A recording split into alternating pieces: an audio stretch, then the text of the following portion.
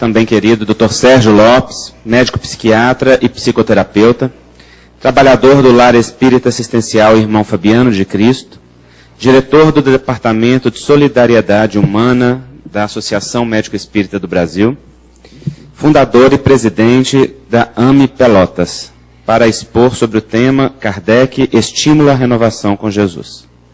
Queridos amigos, vamos falar um pouco em Kardec. Para que Kardec?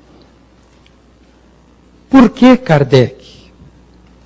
Será que a presença augusta de Jesus, a presença amiga de Jesus, com toda a sua sabedoria, não teria sido suficiente para a humanidade ter conseguido lograr o avanço que precisava? Para que Kardec? Para que a doutrina espírita? Há mais de 2000 anos, o Evangelho de Jesus percorre particularmente a civilização ocidental e temos observado as mais diversas interpretações que resultaram nas infindáveis religiões que foram constituindo e constituem até o dia de hoje a nossa cultura moderna. Allan Kardec, ele surge em meados do século XIX para trazer uma verdadeira revolução no conhecimento da humanidade em vários aspectos. Através da doutrina que ele codifica. E para nós, Allan Kardec foi bem mais do que um codificador, porque o codificador é aquele que reúne os conhecimentos na forma de um código de leitura. Allan Kardec organizou uma metodologia muito bem preparada, com um pensamento diferenciado e construiu o pensamento espírita, a partir dos ensinamentos dos espíritos. Não é a doutrina de Allan Kardec, mas é a doutrina que, através de Allan Kardec, se diferenciou de todas as outras doutrinas. A tal ponto que não poderíamos reduzir a doutrina espírita a apenas uma religião. Sequer podemos dizer que a doutrina espírita seja apenas uma ciência, ou apenas uma filosofia. A doutrina espírita, ela é uma doutrina. A reunião de todos os conhecimentos mais importantes que formam a nossa cultura e que traz luz para todos os campos da nossa atividade humana. A que nos interessa, em particular durante esse evento, o campo da medicina e da saúde. Estudar Kardec para entender Jesus. O grande problema é que a humanidade não entendeu Jesus. Porque Jesus nos mostrou o alvo, mas ninguém nos deu o mapa. E Kardec é exatamente a possibilidade do mapa, do percurso que nós devemos percorrer para alcançarmos um entendimento maior daquilo que o Mestre veio nos ensinar. Porque senão, as várias passagens que Jesus trouxe no seu Evangelho, até então ininteligíveis para o nosso entendimento mais profundo, ficariam sem sentido até os dias de hoje, se não fosse a doutrina espírita. No âmago do entendimento da colocação de Jesus, a reencarnação. A reencarnação que foi abolida do conhecimento do cristianismo, e que, tendo tirado esse conhecimento básico, todo o entendimento das premissas evangélicas se tornaram ininteligíveis, incompreensíveis, ilógicas, injustas. Com a doutrina espírita, com Kardec, nós podemos entender que a fé, essa alavanca que nos impulsiona ao progresso, ela não precisa ser cega. Ela não precisa ser um instrumento de força subjetiva apenas. Ela pode encontrar na razão o substrato da compreensão e do entendimento, fazendo com que ela se torne inabalável. É assim que numa doutrina intelecto-moral, o codificador estabelece uma nova era para o conhecimento humano. Uma era que estamos arranhando, mas que estamos avançando cada vez mais à medida que vamos entendendo que não é mais possível estudarmos os conhecimentos profundos que Jesus nos deixou sem as luzes da ciência.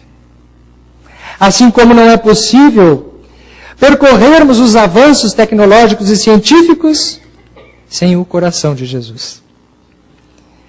Coração e razão. As duas asas que dão voo ao pássaro já são possíveis, graças à doutrina espírita.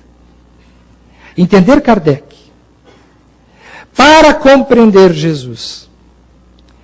Estudar Kardec, para fazer sentido o que Jesus nos disse, é uma tarefa fundamental que estamos em esforços cada vez maiores procurando alcançar. Na medida dos congressos e dos eventos e dos estudos, espalhando por todas as áreas do conhecimento em todos os locais, em alguns locais com muita facilidade, porque encontramos o coração amoroso das pessoas, como é o caso da plateia de Belo Horizonte, de Minas Gerais, os eventos da AME Brasil na nossa pátria. Mas tão difíceis de serem plantados quando a plateia, quando o grupo que ouve esses ensinamentos já tem em si uma resistência contra qualquer conceito religioso. Porque hoje em dia existe um certo glamour em dizer que não se acredita em espírito, que não se acredita em Deus. Temos participado de vários eventos científicos e a ciência tem se mostrado prodigiosa em nos trazer avanços. Mas ao mesmo tempo que avança, ela tem a ilusão de estar descortinando apenas da matéria a explicação de todas as coisas. E cada vez fica mais antigo e obsoleto a ideia da alma. De tal forma que em eventos científicos é muito complicado quando alguém levanta a mão e fala em espírito. Fala em alma. Fala em divindade. É comum encontrarmos nos colegas um sorriso no canto da boca. O sorriso que sem palavras adivinha a pessoa dizendo como ela está atrasada ainda. Acreditando em crendices, em coisas ultrapassadas. Quando, na verdade, é exatamente o conhecimento espiritual, da realidade da natureza espiritual, que poderá completar todos esses avanços e fazer sentido a esses conhecimentos. Jesus foi nos apresentado como uma figura religiosa, como uma figura que preceituou apenas uma religião, pelas religiões cristãs comuns.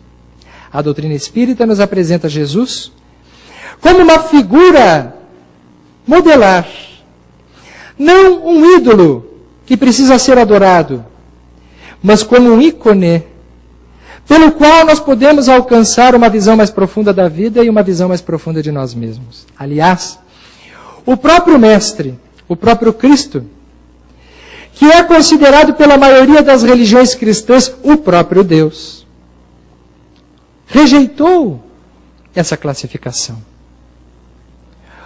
Em determinado momento, o seu discípulo lhe aproxima e diz: ó bom mestre, e ele interrompe e afirma: por que me chamais de bom?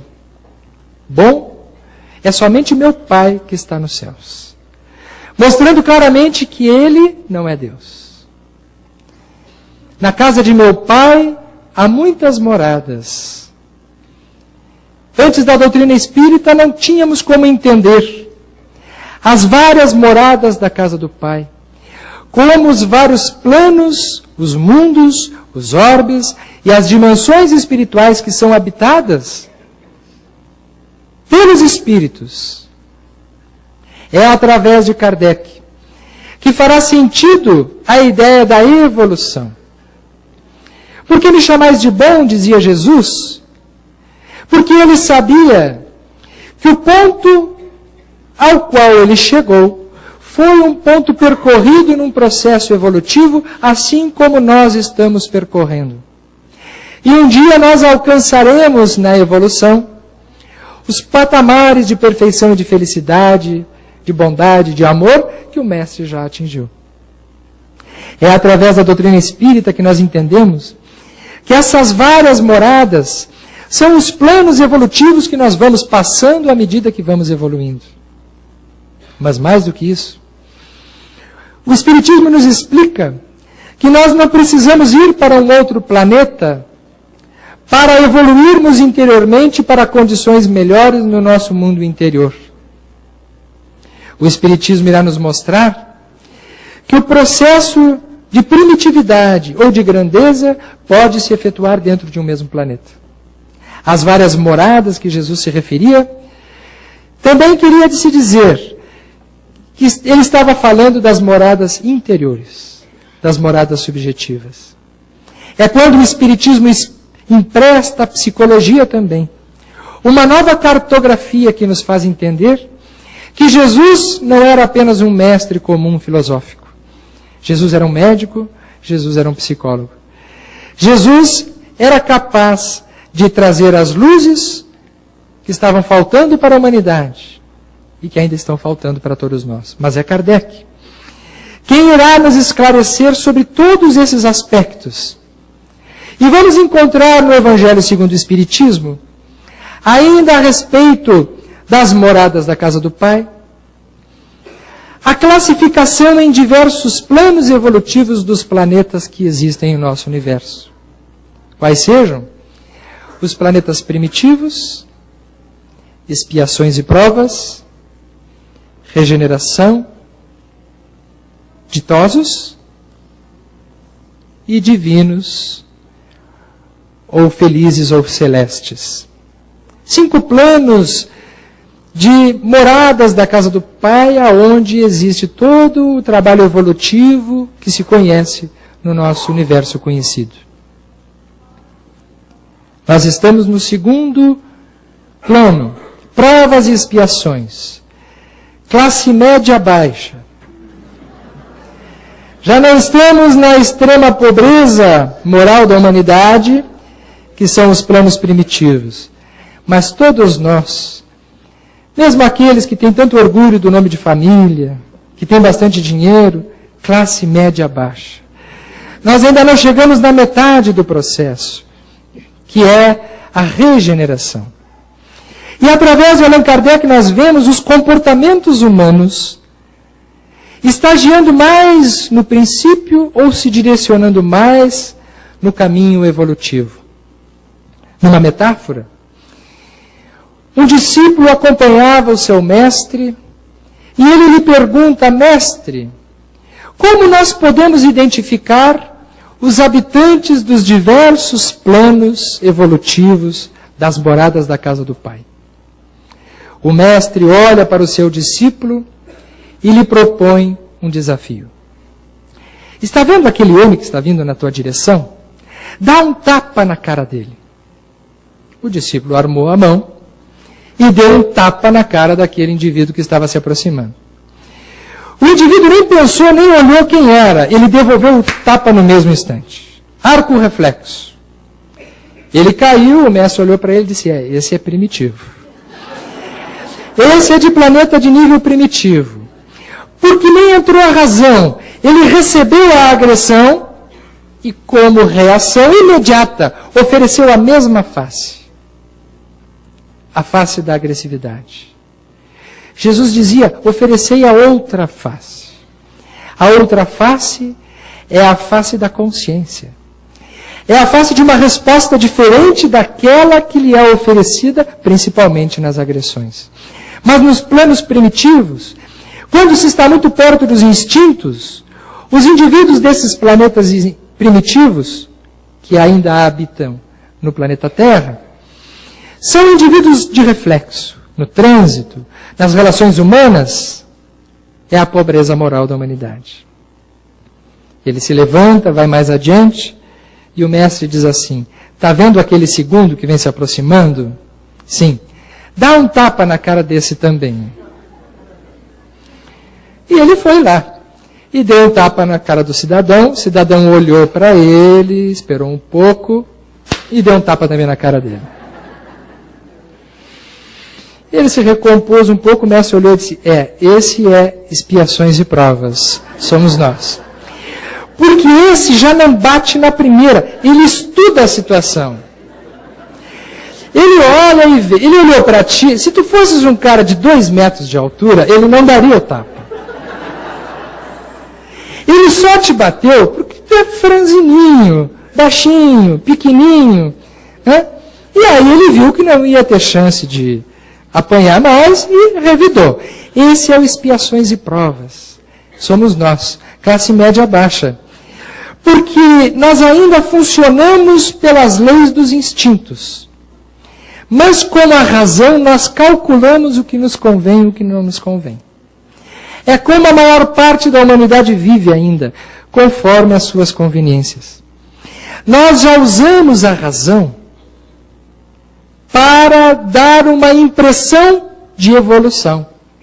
Mas o que nos comanda é a instintividade. Isso vale para a agressividade e vale para a sexualidade também. Os relacionamentos em expiações e provas, e não vamos nos estender sobre relacionamentos, porque daria um seminário sobre isso, se estabelecem dentro desses parâmetros. A sexualidade, muitas vezes o galã, o indivíduo intelectual, ele tem uma boa lada, ele dá uma boa cantada, ele convence a moça, daqui a 2 semanas ele já partiu para outra. E parecia a alma gêmea antes. Porque ele tinha todo um discurso, toda uma colocação, toda uma intelectualidade, todo um pensamento que lhe dava a pinta de homem evoluído. Quando, na verdade, o que tinha por trás era o instinto da sedução apenas. Não que ele seja ruim, vejam só. Não há nenhum erro na natureza em ter premiado as suas espécies com o instinto, que, aliás, nos garante a sobrevivência. Mas mover-se apenas pelo instinto, mesmo que em arco reflexo, ou ainda que usando uma certa intelectualidade, nos garante a classificação de um segundo plano apenas evolutivo, expiações e provas. Se aproximou o terceiro homem. O mestre olhou e disse, está vendo aquele terceiro? Ele disse, estou. Ele perguntou o que era, né? O mestre estava lhe ensinando. Disse, dá um tapa nesse também. Ele foi e deu o tapa no rosto do terceiro homem. O homem olhou para ele, olhou para os lados e disse assim, olha, eu não vou te dar um tapa, mas eu estou com uma vontade de te dar um tapa. Aí o mestre olhou para ele e disse, essa é a regeneração. Porque na regeneração ainda existe a emotividade, os instintos, ele está lá. Porque é uma herança natural da qual nós não nos afastamos nunca. O que acontece é que nós vamos construindo outras possibilidades além das primitivas. E na regeneração, que é a etapa para a qual o nosso planeta está caminhando de forma decisiva nesse momento, e também por isso nós estamos falando nesse assunto, permanecerão no plano da Terra aqueles que ainda carregamos as nossas mágoas, os nossos medos, a nossa agressividade, mas já temos condições de administrá-lo. Já temos condições de oferecer para o mundo e para os outros uma segunda possibilidade de respostas superiores, aonde a consciência e a capacidade superior afetiva começam a predominar. Finalmente, vamos saindo aos poucos das etapas primitivas, das expiações e provas, e ingressando numa era nova de regeneração, onde ainda existem os sentimentos que permeiam o nosso passado, mas já começam a surgir os sentimentos que comporão o nosso futuro, que farão parte da nossa estrutura intelecto-moral e afetiva, conforme Allan Kardec muito bem nos traz, em obras póstumas, uma aristocracia intelecto-moral. Está vendo aquele quarto homem que está vendo na tua direção?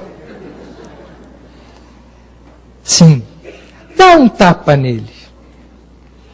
Ele deu um tapa no quarto homem, o homem olha para ele, os olhos se enchem de lágrimas, e ele diz assim: meu irmão, se eu te fiz alguma coisa, me perdoa.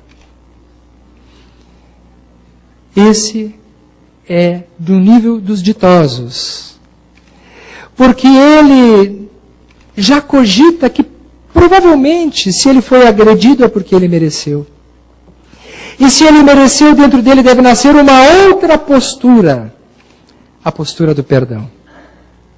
E naquele momento já não há mais violência. Conforme nos diz Allan Kardec no Evangelho segundo o Espiritismo, há uma predominância do bem sobre o mal. O mal ainda existe dentro dele, como uma memória, a qual ele já não registra como algo do seu presente vivencial. Mas ele já tem a oferecer a postura da bondade. Um exemplo, Chico Xavier, filho das Minas Gerais. Um exemplo de espírito de nível ditoso. Um companheiro que visitou Chico Xavier certa feita, quando ele contava com 88 anos de idade, e já não tinha condições de ir até o seu centro espírita, ele recebia em casa a visita das pessoas. E se formava uma grande fila para olharem o Chico, tocarem no Chico, beijarem a mão do Chico, receberem uma mensagem de amor. E aquele companheiro que acompanhava o Chico silenciosamente via que as pessoas que chegavam até ele já não esperavam mais de uma mensagem psicografada do filho desencarnado. Muitos deles já iam ali apenas para conhecer e ter a presença afetiva daquele homem extraordinário. Chico Xavier, depois de um longo dia em que a fila não terminava nunca, olhou para o companheiro e disse: por que você acha que essas pessoas vêm de tão longe até mim? E esse companheiro pensou naquele momento, se lembrando de Jesus, pois que Jesus, ele era procurado por inúmeras pessoas, de várias procedências.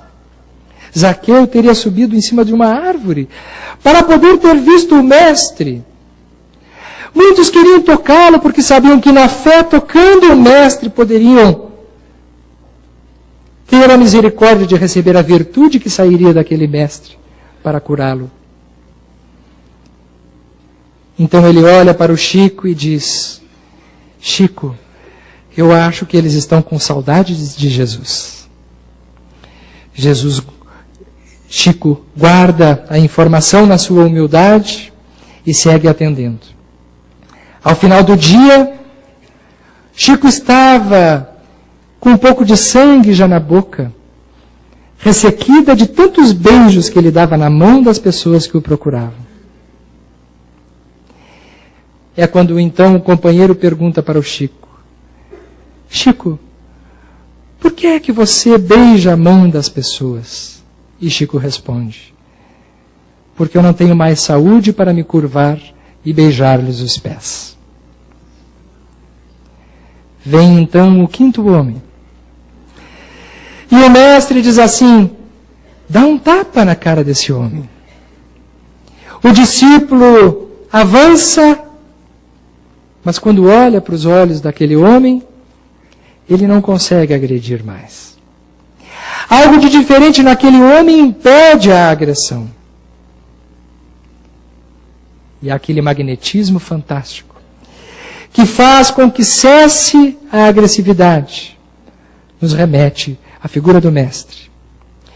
Pois que Públio Lentulus, o nosso Emmanuel, em sua época, quando foi procurar Jesus para pedir a cura da sua filha, uma vez que ele não acreditava, mas ele foi, a pedido da sua esposa Lívia, que já era uma alma engrandecida, ele que era um senador romano, e esse episódio está descrito no livro Há 2000 anos, ele se aproxima de um determinado local onde Jesus meditava, normalmente, e ele entra num devaneio diferente, Estranhamente, ele não sabe quem é o mestre, porque ele tinha uma descrição vaga daquele homem chamado Jesus.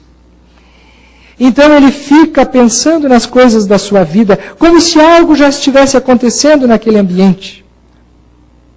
E quando ele pensa em ir embora, ele percebe a aproximação de um homem diferente. Um homem de cabelos claros e luminosos, e de um olhar indescritível.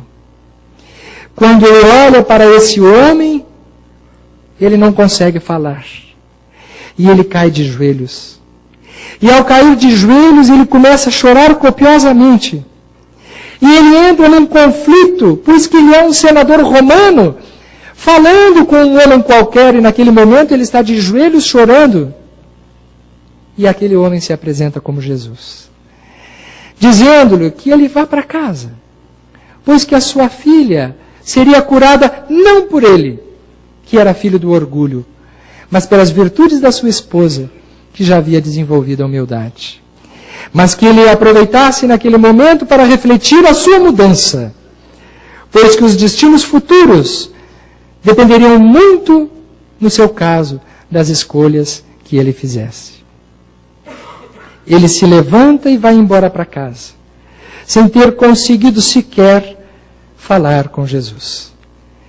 Porque diante de um ser de categoria divina, celestial como Jesus, nós não temos palavras, nós não temos reações. Jesus mostrou que nós temos um tesouro dentro de nós. Kardec deu-nos o mapa para chegarmos até lá. Que bom que a gente consiga, muito brevemente, avançar nessa caminhada interior e merecermos planos melhores de felicidade para nossas vidas. Muito obrigado.